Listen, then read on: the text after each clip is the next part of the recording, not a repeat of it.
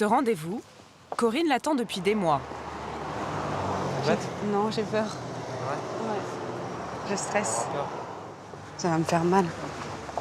Encouragée par son fiancé, cette vendeuse de 26 ans a décidé de sauter le pas. Je viens pour me faire tatouer. Oui, ça va. Un peu stressée. Un petit peu stressée, mais ça va aller. Alors, je te donne un petit contrat à remplir. Donc, tu paraphes en bas de chaque page. Se faire tatouer n'est pas un acte anodin. C'est une modification corporelle qui reste à vie. Avant de commencer la séance, Corinne doit donc signer une décharge, attestant qu'elle agit en toute lucidité. Avant de se lancer, elle a bien réfléchi au dessin qu'elle voulait. J'avais reçu 2 photos. Oui.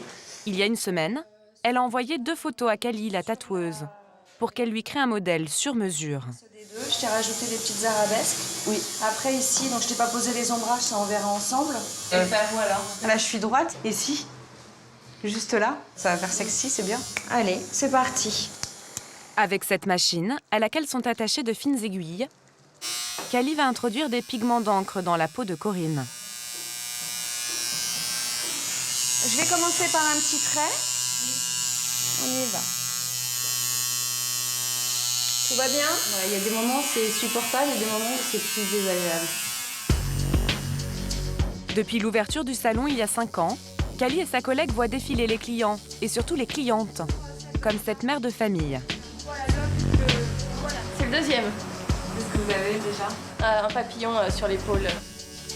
1 heure plus tard, Corinne peut enfin admirer son tatouage. Je peux me lever? Oui. Bien sûr. Alors, Corinne? Bah, c'est super joli. Je m'attendais pas à un travail comme ça, mais non, franchement, c'est top. C'est très sexy, très féminin. C'est parfait. Merci beaucoup. De rien. Au revoir. Pour 220 €, Corinne repart enchantée. Sa fleur ancrée à la cheville, pour la vie. Il suffisait d'aller sur la plage cet été pour le constater. Le tatouage séduit de plus en plus, à tous les âges et dans tous les milieux. 1 Français sur 10 en porte. Et les femmes sont désormais aussi nombreuses que les hommes. Ce sont les stars qui ont lancé cette tendance, comme l'actrice Angelina Jolie, qui a ancré les coordonnées géographiques des lieux de naissance de ses enfants. Le footballeur David Beckham a choisi le prénom de sa femme, Victoria en hindi, sur l'avant-bras. La chanteuse Rihanna, de petites étoiles sur la nuque. Pink, elle, a préféré des nœuds à l'arrière des cuisses, que ses fans n'hésitent pas à reproduire à l'identique sur leur peau. Pour les passionnés, il n'y a pas de limite. Mais l'expérience peut parfois mal tourner et avoir des conséquences beaucoup plus graves qu'un simple dessin mal fait, comme ce portrait raté de Marilyn Monroe. Cette mode séduit de plus en plus les jeunes, souvent dès l'adolescence. Vous venez voir mon tatouage? Dans la famille Noël, en banlieue parisienne, le sujet provoque des discussions animées. Mais en plus gros. Un plus gros. Et plus stylisé. Un plus gros et plus Et aussi stylisé. fin, pareil. Moi, je trouve ça moche. Non, c'est joli. Voilà, donc l'écriture, elle est belle. Ce soir, c'est le choix du premier tatouage d'Alexandra, 17 ans, qui est en jeu. Et ça sera aussi large que ça? Il sera comme ça? Je crois. Non, pareil.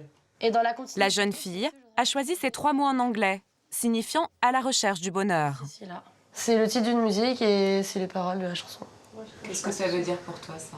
Bah, que je suis quand même à la recherche du bonheur, même si je l'ai déjà. Cette inscription symbolisera aussi son lien à vie avec son frère Maxime, L'écriture, elle sera plus comme les... car lui aussi veut faire le même tatouage. Mais pour lui, ce ne sera pas le premier. À seulement 20 ans, il en porte déjà 3.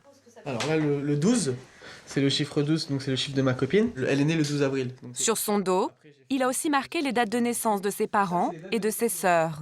Et le mot « amour » en hébreu, en bas du ventre. qui est vraiment l'amour de mes parents, en fait. Le frère et la sœur veulent inscrire la même formule sur leur peau, mais chacun dans un endroit différent. Pour Alexandra, ce sera le haut de la cuisse. Maxime, lui, a choisi une partie du corps beaucoup plus visible, l'avant-bras, ce qui ne plaît pas du tout à ses parents. J'ai déjà dit, Maxime, les tatouages. Enfin, Cacher les moi, tatouages. voilà, il faut les cacher, ces tatouages. C'est pas. Ça va se voir tout le temps, Maxime. Fais-le en bas du dos, là. Il a déjà ce tatouage en bas du dos. T'as qu'à le faire dans le cou. Je veux... Non. Le jeune homme travaille dans une boutique de sport. Sa mère a peur que cette inscription sur le bras porte préjudice à son avenir professionnel. Quand tu vas te présenter, que tu voudras te mettre en t-shirt, là c'est mort le t-shirt. Tu pourras plus bosser comme ça. Mais tu sais qu'au jour d'aujourd'hui... Maxime, tu pourras plus Non, travailler mais moi comme ça. je te le dis maman, au jour d'aujourd'hui, Ouais. regarde dans n'importe quelle boutique, il Maxime, y a énormément de personnes qui sont Ça tatouées. dépend les boutiques. Ça dépend des boutiques, mais moi j'ai pas travaillé dans un truc de luxe. T'en sais rien, tu ne sais pas. Tu sais pas ce qui l'avenir va te réserver. Bah non, je sais ce que je veux.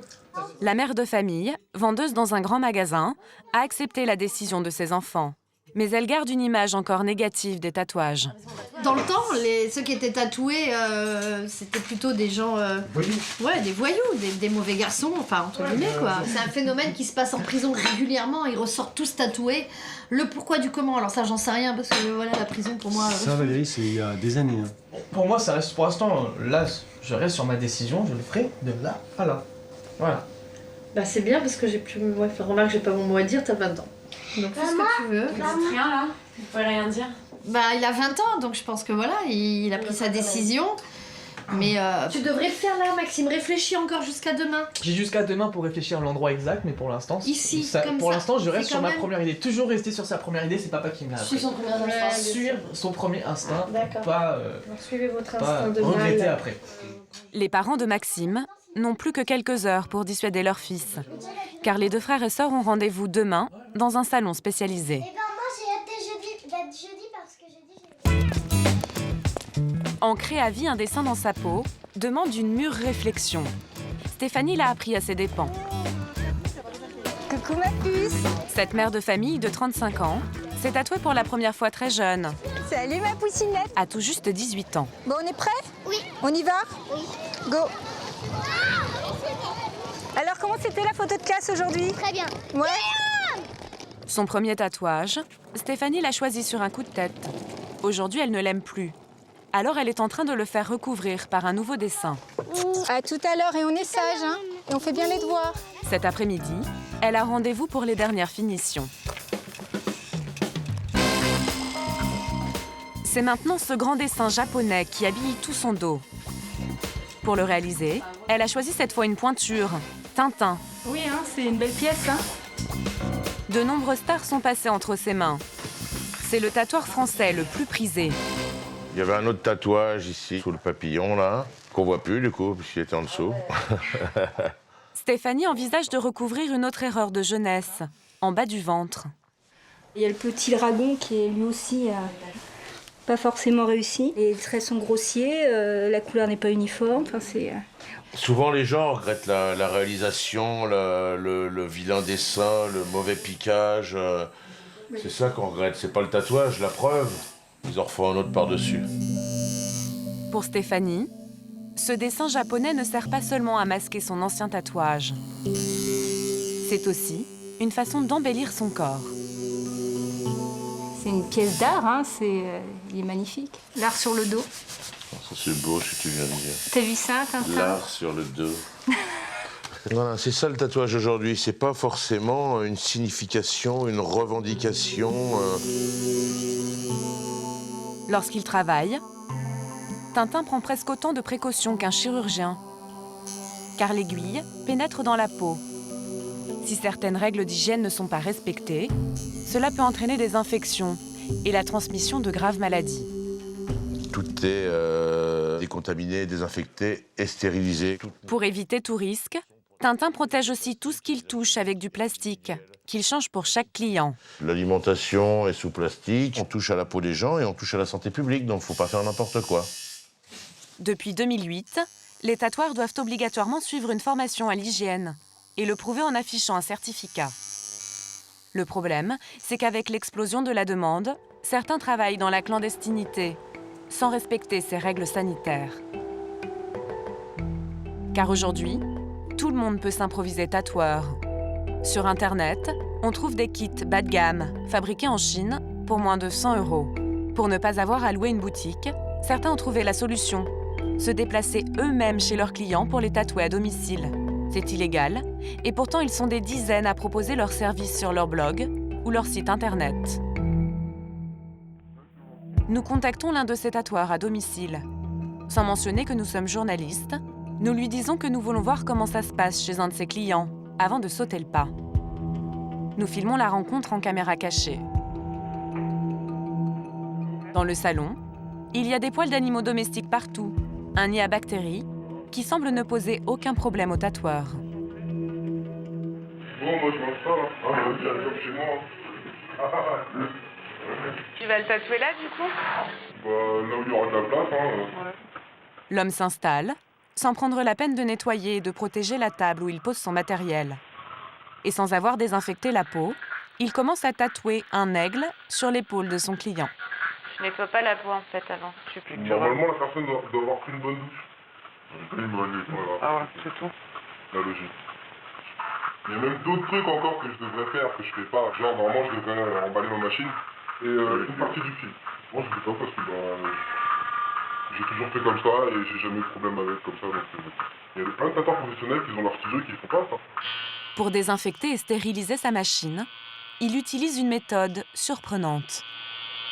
Donc eau bouillante, sel, pendant une demi-heure. Ça, c'est des remèdes de grand-mère, on désinfecte comme ça depuis des siècles. Et le seul truc que je fais, je vais m'appliquer.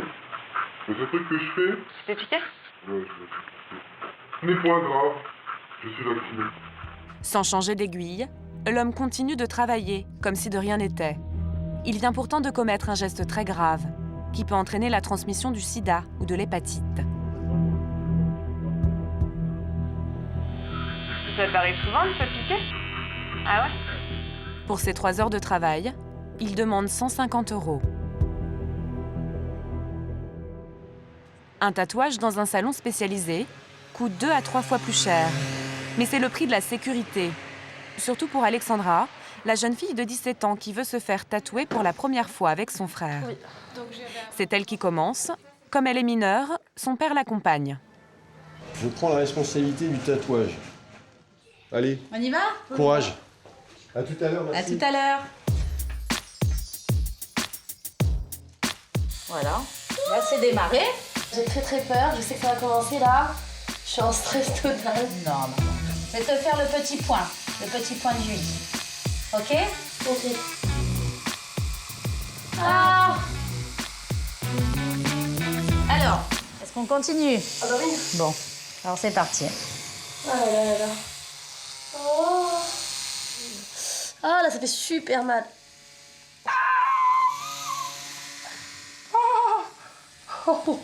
Pour le bonheur, on peut toujours souffrir. Ça fait partie du jeu. Ah! Mais non. Ça, c'était le R. C'est un U. Ah yes, il reste une lettre. Bah écoute, on va tout nettoyer, on te désinfecte tout et c'est fini. Ouais, mais elle est trop beau. Exactement ce que je voulais. C'est exactement ça. Cette formule fétiche, c'est maintenant au tour de Maxime de l'inscrire à vie sur sa peau. C'est bien passé ton tatouage? Très bien. Oui, nickel. Il est trop beau. Il est beau? Ouais. T'as pas eu trop mal? Quand même. Un petit peu. Petit picotement. C'est normal. Allez, j'y vais. Hein. Ouais. Ça y est. Ça va? Ça picote. Malgré les réticences de ses parents, le jeune homme est resté sur sa décision, tatouer son avant-bras. C'est la 4e fois qu'il passe entre les mains de Sandy, la tatoueuse. Il est maintenant habitué à la douleur. Et voilà, ça y est, terminé. Je le trouve très beau. Ouais, j'adore. Ah, j'adore. J'adore. Il ressemble beaucoup au mien, je trouve. Tout à fait. J'attends juste qu'après que papa et maman ils rentrent ce soir. Tu penses que ça passera pas? Si, ça va passer. Le jeune homme est ravi. Merci. Salut, à la prochaine. Mais peut-être le regrettera-t-il un jour. Comme Christophe, qui s'est fait tatouer il y a 3 ans un mot sur l'avant-bras. Aujourd'hui, ce technicien de maintenance de 27 ans fait tout pour le cacher. Il veut même le faire disparaître définitivement. Bonjour. Il a rendez-vous avec le docteur Fusade, un dermatologue spécialisé dans le détatouage au laser. Entrez, je vous prie. Bon, alors ça y est, c'est notre première séance. Vous avez mis votre crème anesthésiante, D'accord, vous avez appliqué le film plastique par-dessus, très bien. C'est un surnom portugais, Lusitano. Aujourd'hui, j'ai envie de l'enlever. Pourquoi? Par rapport au travail, parce que je porte des chemises manches longues, ça va, mais en été, on peut porter des t-shirts, donc ça gêne un petit peu au boulot. Ça attire le regard, en fait. J'ai l'impression qu'on voit que ça. Pour effacer cette erreur de jeunesse, Christophe va devoir s'armer de patience. Ça va, Christophe? Il doit réaliser au moins 6 séances de laser, espacées de 2 mois chacune. Cela lui coûtera plus de 1 000 €. 3 fois le prix de son tatouage. Et ce n'est évidemment pas remboursé par la Sécu. C'est douloureux? Un petit peu, mais pour l'instant moins que quand j'ai fait le tatouage en fait. Christophe a de la chance. Son tatouage est noir. C'est l'une des couleurs les plus faciles à enlever. Car dans certains cas, le résultat n'est pas toujours garanti. Si vous avez un tatouage qui présente par exemple 15 teintes, c'est très aléatoire de pouvoir certifier que le tatouage va complètement partir. Parmi les couleurs les plus difficiles à effacer, le bleu et le vert émeraude. Ça va, Christophe? Chez les Noël, c'est l'heure du verdict. Les parents vont découvrir le tatouage de leurs enfants. Je laisse admirer le chef-d'œuvre. Ouais, le chef-d'œuvre ou la catastrophe? Faut voir, Maxou? Et voilà. C'est trop beau. Ça va bien? C'est beau. C'est un peu... ouais. Viens de là. Et toi? Ah, ça fait mal par contre, ça va. Maxime, c'est abusé, quoi. Alors Maxime, c'est abusé. Ça m'a donné envie de faire la même chose. Hein. Non. Celui d'Alexandra est beaucoup mieux accueilli par la mère de famille. Ah ouais, c'est beau. À la cuisse, c'est beau. Hein. Je préfère là qu'au bras. Ça m'embête vraiment. Que ce soit ici, ouais, très sincèrement, ouais. Ça m'embête que ce soit si visible. Maintenant, à lui de faire en sorte que ça ne le gêne pas pour une carrière, tout simplement, professionnelle. Mais j'accepte. Voilà. J'ai pas le choix. J'ai pas le choix, c'est là, c'est fait. Et voilà, c'est comme ça. Je regretterai pas. De toute façon, j'avais mon idée en tête. Maintenant qu'il est fait, en plus de ça, je kiffe de plus en plus. À force, j'adore le regarder et je regretterai pas. Bon.